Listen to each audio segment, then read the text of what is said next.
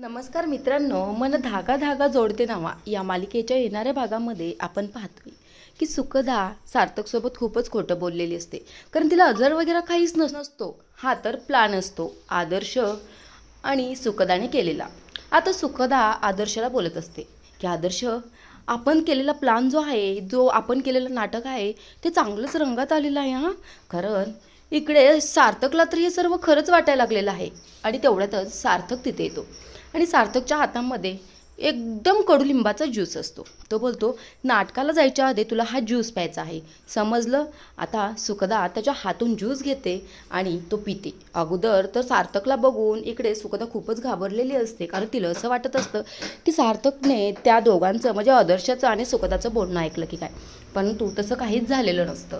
तर सार्थक सुखदासाठी ज्यूस घेऊन आलेला असतो आणि सुखदाच्या तो खूपच पुढे पुढे करत असतो. सुखदाची त्याला खूपच काळजी वाटत असते. सुखदा आता तो ग्लास घेते आणि तो ज्यूस पिऊन टाकते.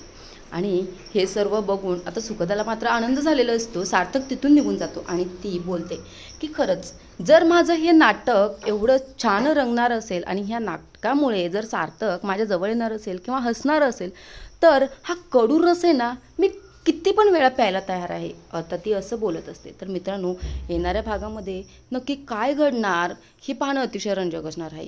कारण आनंदीचा नामोनिशाणाच कट होणार की आनंदीची जागा सुखदा घेणार. तुम्हाला काय वाटतं कमेंट्समध्ये नोंदवा.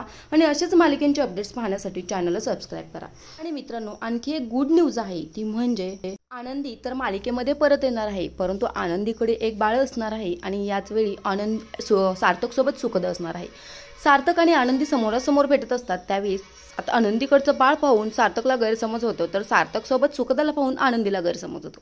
आनंदीला वाटू लागतं सार्थकने सुखदासोबत लग्न केलं आणि सार्थकला असं वाटतं की आनंदीसुद्धा एक पाऊल पुढे गेलेले आहे. आता या दोघांचा गैरसमज कशा प्रकारे दूर होणार हे पाहणं अतिशय रंजक असणार आहे. मित्रांनो, या गोष्टीच पाहण्यासाठी चॅनलला कनेक्ट राहा.